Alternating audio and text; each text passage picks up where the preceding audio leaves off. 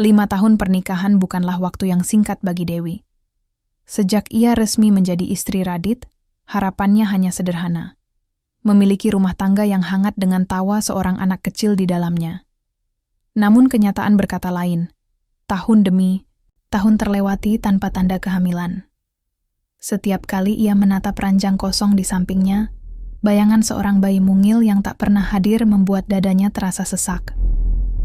Ia pun mulai bertanya-tanya, apakah dirinya kurang berusaha?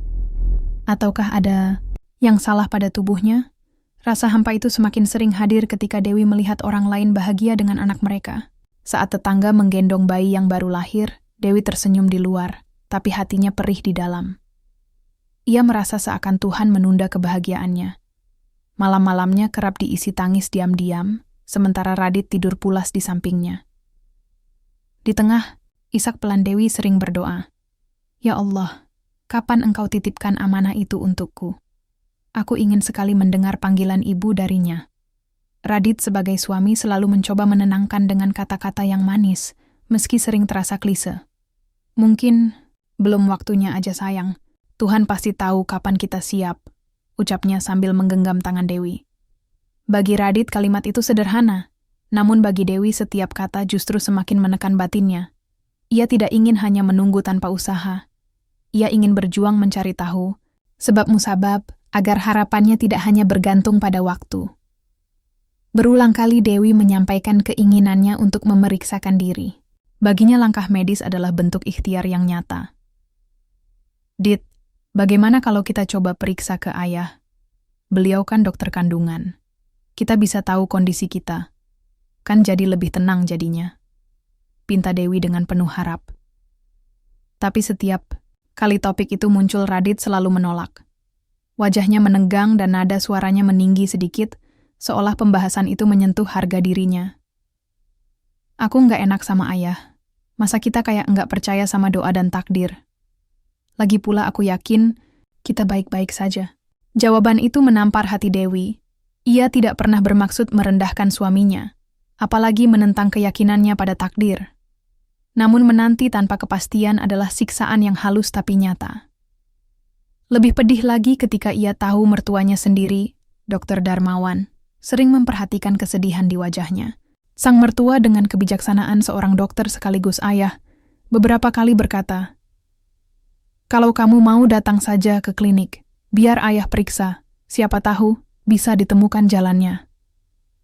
Kata-kata itu menyalakan harapan kecil di hati Dewi.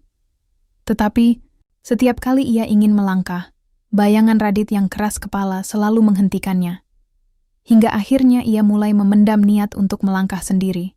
Meski harus diam-diam, meski dengan risiko besar jika suatu saat Radit mengetahui kebenarannya. Hari itu langkah Dewi terasa berat, ketika ia benar-benar memberanikan diri datang ke klinik milik mertuanya. Sepanjang perjalanan hatinya berkecamuk hebat. Tangannya mulai berkeringat, jantungnya berdegup begitu cepat, seakan tubuhnya menolak keras apa yang hendak ia lakukan. Tapi dorongan dalam batinnya lebih kuat. Ia ingin mencari jawaban, ingin tahu apa yang sebenarnya menghalangi mimpinya menjadi seorang ibu. Saat tiba di klinik, Dewi sempat terdiam lama di depan pintu kaca yang memantulkan wajahnya sendiri. Ia menatap bayangan itu dengan mata sendu, lalu menarik napas panjang, mencoba untuk meyakinkan diri. "Aku harus kuat dan aku lakukan ini demi keluarga kami." Di ruang tunggu, Dewi duduk dengan tubuh kaku. Beberapa pasien lain menunduk memainkan ponsel, sementara pikirannya melayang entah kemana. Baru saja ia mulai tenggelam dalam kecemasan. Suara tenang, tapi berwibawa memanggil namanya. "Dewi, ayo masuk." Suara itu milik Dr. Darmawan, ayah mertuanya sendiri. Ada getaran aneh di dada Dewi mendengar panggilan itu. Bukan karena takut, tapi karena situasi yang janggal, periksa kandungan pada ayah suaminya sendiri. Ruangan klinik itu terasa dingin, entah karena pendingin udara, atau karena Dewi begitu gugup. Darmawan menyapanya dengan senyum menenangkan. Senyum yang selama ini ia kenal penuh kewibawaan seorang ayah. "Kamu tenang saja, Nak. Pemeriksaan ini prosedur biasa. Jangan terlalu cemas," ujarnya dengan suara lembut. Dewi hanya mengangguk, pelan, matanya menunduk.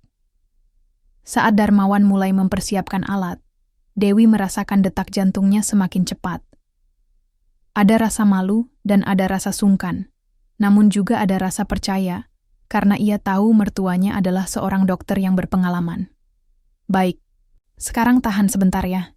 Ini mungkin sedikit sakit, ujar Darmawan ketika mulai memasukkan jarum untuk mengambil sampel. Dewi menahan napas, menggenggam erat jemari tangannya sendiri. Tubuhnya refleks menegang, tapi Darmawan menatapnya sambil berkata pelan, "Santai, jangan terlalu tegang. Kamu pasti bisa kok." Suara itu lembut, namun di telinga Dewi terasa lebih dekat dari biasanya, seolah menembus pertahanan hatinya. Ia merasa seperti ada ketenangan sekaligus kegugupan yang bercampur, jadi satu. Beberapa menit kemudian pemeriksaan selesai. Hasilnya di situ jelas Dewi sehat, subur, dan tidak ada hambatan apapun. Saat Darmawan menyampaikan kabar itu, Dewi justru merasakan dadanya semakin sesak. Jika dirinya sehat, maka masalah ada pada Radit. "Kamu baik-baik saja, Nak." Jadi sepertinya, dari pihak Radit juga harus diperiksa. Darmawan menatapnya penuh arti, seolah sedang membaca perasaan yang bergejolak di dalam dirinya. Dewi menggigit bibir bawahnya, lalu dengan keberanian yang dikumpulkan dari rasa putus asa, ia mengaku, "Ayah, jujur saja Radit itu lemah. Bahkan untuk urusan suami istri pun sering tidak sanggup." Suaranya bergetar dengan wajahnya memerah, menahan malu. Di detik itu suasana ruangan menjadi berbeda. Ada keheningan berat, ada rasa iba, ada simpati, tapi juga ada percikan halus dari sesuatu yang tak bisa Dewi definisikan. Perasaan yang mulai menggoda batas antara mertuanya sebagai dokter, seorang ayah, dan seorang pria. Kata-kata itu menggantung di udara. Sebaiknya Radit yang diperiksa, ucap Darmawan akhirnya, mencoba tetap bersikap profesional. Namun nada suaranya terdengar berat, seolah ia sendiri tahu bahwa kemungkinan itu sangat kecil. Dewi hanya menunduk, kedua tangannya saling meremas. "Tidak mungkin ya," katanya lirih. "Radit pasti marah besar kalau tahu. Dia bahkan tidak mau mendengar kata dokter kalau ada hubungannya dengan masalah ini." Air mata mulai berkaca di pelupuknya. Ia merasa begitu terjebak, suaminya menolak periksa, mertuanya tahu masalahnya. Sementara dirinya hanya bisa pasrah menunggu waktu berjalan sia-sia. Suasana pun semakin hening. Hanya terdengar detik jam dinding yang berdetak pelan. Darmawan memandang menantunya dengan tatapan dalam. Tatapan seorang dokter yang memahami kondisi pasiennya. Tapi juga tatapan seorang pria yang melihat perempuan muda di hadapannya, sedang begitu rapuh. Ia menghela napas panjang, lalu bersandar di kursinya. "Kalau begitu pilihanmu sangat terbatas, Nak. Kamu harus siap menerima kalau anak mungkin tak akan hadir." Kalimat itu bagai petir menyambar telinga Dewi. Ia lalu menoleh cepat, menatap Darmawan dengan mata penuh keputusasaan. "Ayah, jangan bilang begitu. Saya sudah 5 tahun menunggu. Saya nggak sanggup kalau seumur hidup tidak jadi seorang ibu." Darmawan terdiam sejenak, lalu menatapnya lebih serius. "Kalau begitu, masih ada satu cara lagi. Tapi ini mungkin terdengar gila bagimu." Suara itu membuat jantung Dewi berdebar lebih cepat. Ia pun menelan ludah, menunggu kelanjutan kata-kata itu. "Kamu harus bersama pria lain, mungkin hanya sekali, untuk mendapatkan keturunan." Ruangan seketika terasa berputar bagi Dewi. Ia menutup mulutnya dengan tangan, matanya melebar tak percaya. "Ayah, apa maksud ayah?" Suaranya nyaris berbisik, seakan takut kata-kata itu benar-benar nyata. Darmawan tidak langsung menjawab. Ia bangkit berjalan perlahan mendekat ke arah Dewi, lalu duduk di kursi seberangnya. Wajahnya terlihat serius, suaranya tenang tapi menusuk. "Aku tahu ini salah di mata banyak orang. Tapi kamu tidak mengerti, Nak. Radit itu memang keras kepala sejak dulu. Kalau kamu terus menunggu, kamu hanya akan menua tanpa anak. Kalau kamu rela, kamu tak perlu mencari pria jauh-jauh. Ayah sendiri yang akan membantu." Kata-kata itu membuat tubuh Dewi bergetar. Ada rasa terhina, dan juga ada rasa kaget, tapi juga ada sesuatu yang lain. Sebuah rasa yang aneh, yang tak ia pahami. "Tidak, Ayah. Apa tidak ada cara lain lagi? Apa harus dengan cara seperti ini?" ujar Dewi dengan suaranya yang bergetar hebat. Ia berdiri lalu berusaha menjauh. Tapi tubuhnya terasa lemas. Matanya mulai berkaca-kaca, dadanya naik turun menahan gejolak batin. Darmawan menatapnya lekat-lekat, lalu berkata lagi dengan nada lebih lembut, hampir seperti bisikan. Kamu ingin anak bukan? Ini cukup sekali saja. Setelah itu kamu tetap bersama Radit seperti biasa. Kita tidak perlu bicara lagi soal ini. Biarkan waktu yang menjawab.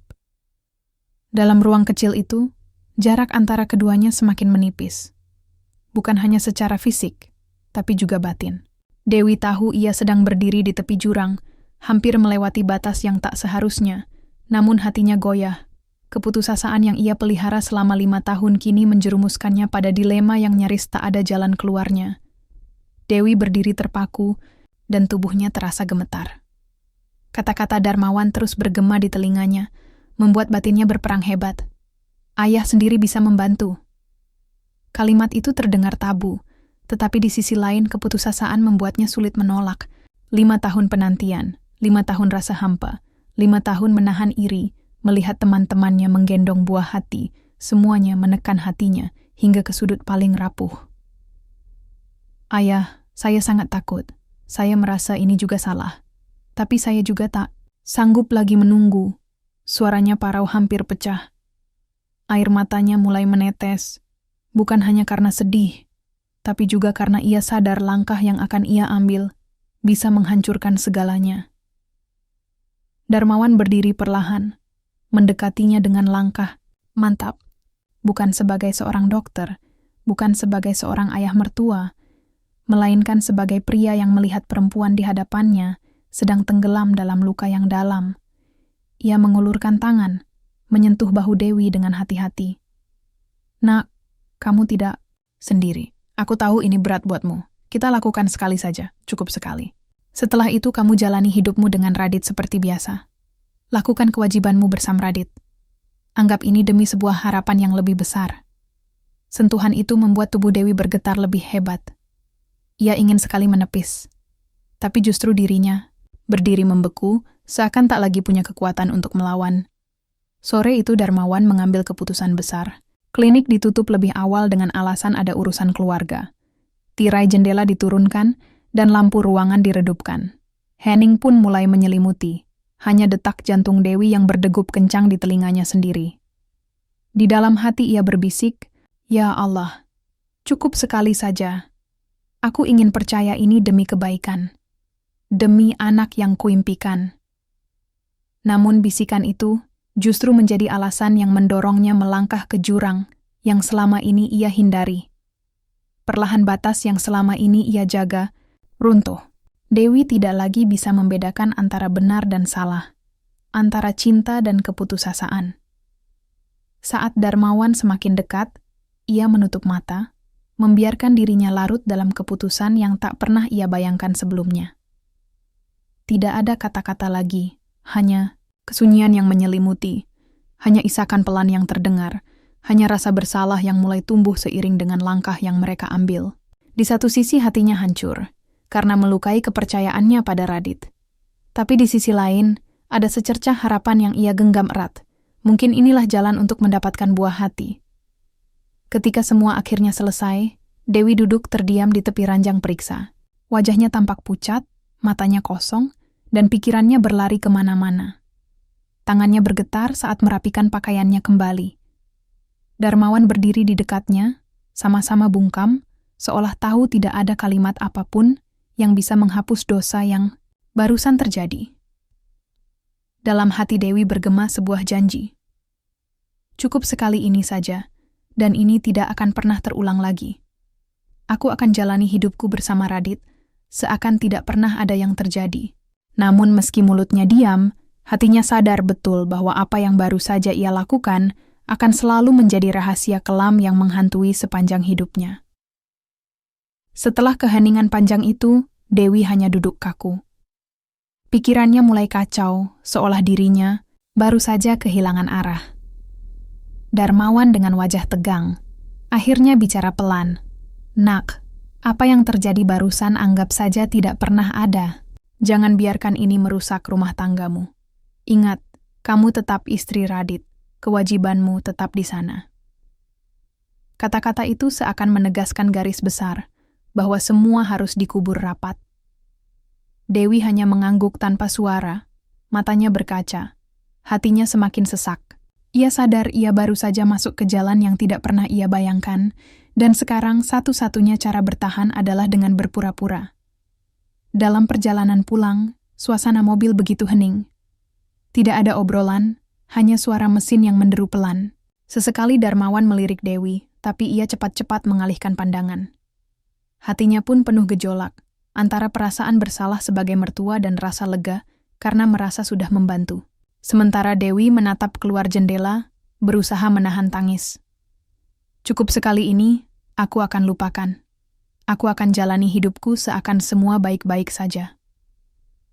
Namun jauh di lubuk hatinya, ia tahu rahasia itu akan selalu menghantui. Malam itu setibanya di rumah, Dewi mencoba bersikap biasa. Radit menyambutnya dengan senyum lelah setelah seharian bekerja. "Kamu dari mana, sayang?" tanyanya santai. Dewi pun tercekat, lalu menjawab cepat. "Dari pasar, tadi mampir sebentar tempat teman." Radit tak menaruh curiga, bahkan malam. Itu mereka kembali menjalani kewajiban sebagai suami istri. Meski dengan cara yang seperti biasa, hambar dan cepat usai. Dewi menutup mata sepanjang waktu, seakan ingin menutupi rasa bersalah yang menusuk hatinya. Ia tahu hanya dengan itu Radit tidak akan pernah menduga apapun. Hari-hari berikutnya berjalan seperti biasa, meski hati Dewi semakin gelisah. Setiap pagi ia bangun dengan rasa takut. Takut jika Radit tiba-tiba tahu apa yang ia sembunyikan. Namun minggu demi minggu berlalu, tubuhnya mulai memberi tanda berbeda. Ia sering merasa mual, cepat lelah, dan telat datang bulan. Awalnya ia pun ragu. Tapi ketika memberanikan diri membeli tes kehamilan dan melihat 2 garis merah jelas terpampang, air matanya langsung tumpah. Tangannya bergetar memegang alat itu. Aku hamil. Akhirnya aku benar-benar hamil. Perasaan bahagia bercampur dengan rasa ngeri. Bahagia karena mimpinya menjadi seorang ibu hampir nyata. Ngeri karena ia tahu ada kemungkinan besar bayi itu bukan darah daging Radit. Kabar kehamilan itu membuat Radit melonjak girang. Malam itu ia memeluk Dewi erat, matanya berbinar penuh syukur. Akhirnya doa kita terkabul, sayang. Tuhan sudah percaya sama kita. Dewi hanya bisa tersenyum samar, berusaha menyembunyikan air mata yang mengalir pelan di sudut matanya. Ia membiarkan Radit tenggelam dalam kebahagiaannya, sementara dirinya terjebak dalam rahasia besar yang tak mungkin ia ungkapkan. Dalam hatinya ia berbisik lirih, "Ya Allah, kuatkan aku. Aku akan jaga rahasia ini sampai mati. Biarlah Radit bahagia. Biarlah ia percaya anak ini adalah miliknya. Asal aku bisa menjadi seorang ibu, aku rela menanggung semua beban ini sendiri."